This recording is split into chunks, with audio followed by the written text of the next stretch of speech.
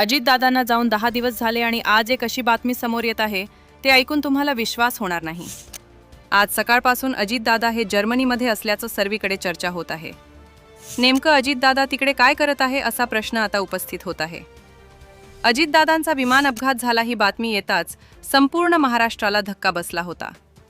पण आता तब्बल 10 दिवसांनंतर या अपघातासंदर्भात एक धक्कादायक माहिती समोर आलाय की ज्यामुळे महाराष्ट्राला दुसरा कदाचित त्याहूनही मोठा धक्का बसलाय। कारण विमान उड्डाणापूर्वीच्या अधिकृत यादीत त्या दिवशी 6 जण विमानात बसले होते।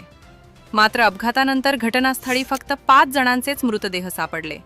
मग तो 6वा व्यक्ती नेमका कोण होता आणि त्याचा मृतदेह कुठे आहे, हीच ती धक्कादायक माहिती आहे जी आज 10 दिवसानंतर उघड झाली आहे।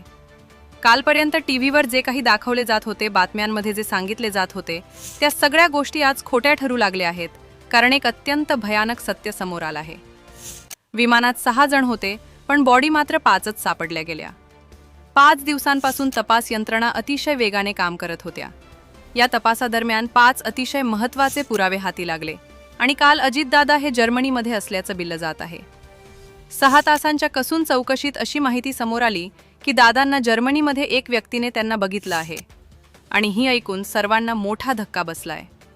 त्यामुळे मुख्यमंत्री फडणवीस हे आता जर्मनीला रवाना होणार असल्याचं समजतंय।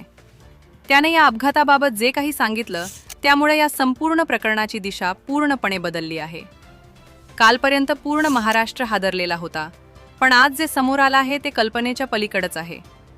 जर माणसांच्या मोजणीत फरक पडला असेल, जर एखादा व्यक्ती तिथून गायब झाला असेल, तर मग हा खरोखर अपघात होता का की काहीतरी वेगळंच? 28 जानेवारीची ती भयानक सकाळ आणि आजचे हे 6 दिवस। गेल्या 5 दिवसांपासून तुम्ही टीव्हीवर पाहत होता की हा एक दुर्दैवी अपघात आहे। वैमानिकाची चूक, धुके, तांत्रिक बिघाड हीच कारणं सांगितली जात होती।